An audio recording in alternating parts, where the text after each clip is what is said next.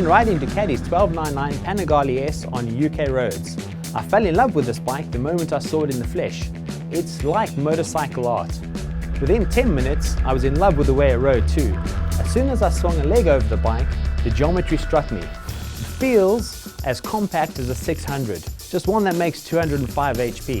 It feels responsive to mid-corner tweaks when you need to tighten up a line. It's got a fantastically sharp, light, racer-like feel, as well as lashings of power. It comes with a sense of occasion, drama and exclusivity. Thunder is the response to rolling on the throttle. Cracking it open is like unleashing a force of nature.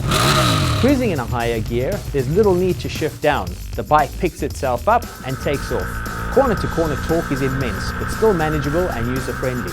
The electronics are advanced but intuitive. There are 3 preset modes: race, sport and wet. They change the ignition map, semi-active suspension settings, engine braking, cornering ABS, wheeling and traction control. There's also an electronically governed Öhlins steering damper.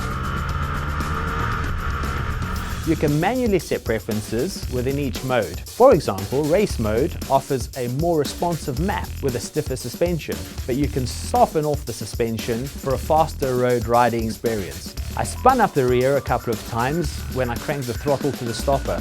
The tyres weren't up to temperature yet. The bike's response was, no problem, let me slow that spin down for you and convert that to forward drive.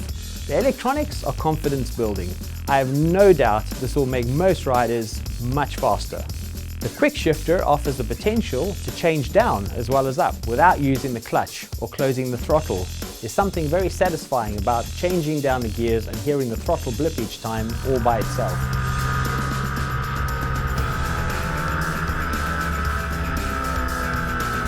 The first time I hit the twisties, it all made instant sense.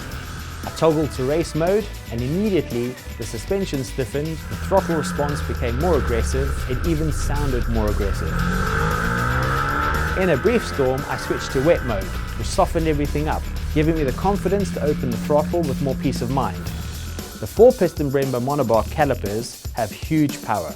A one-finger squeeze on the lever and the bike slows instantly with lots of control and feedback from the front end. The screen is a clear bubble. I'm quite tall and found it tricky getting tucked in behind it. I would probably go for a screen with a higher profile, an aesthetic sacrifice in favor of performance. It would be good to have fully adjustable rear sets as standard on this bike. On standard pegs, my knees were a little low against the tank, so I couldn't grip it to quite full advantage. The mirrors are well positioned, providing rear visibility when either sitting up or tucked in. Unlike the 1199 Panigales, they don't fold back. Why? I'm not sure. Folding mirrors are useful when you need to squeeze into a really tight space. The 1299 also has that typical Ducati Y turning circle. Get used to making 3-point turns on narrow roads. I ran into a problem in town. The bike was consistently overheating.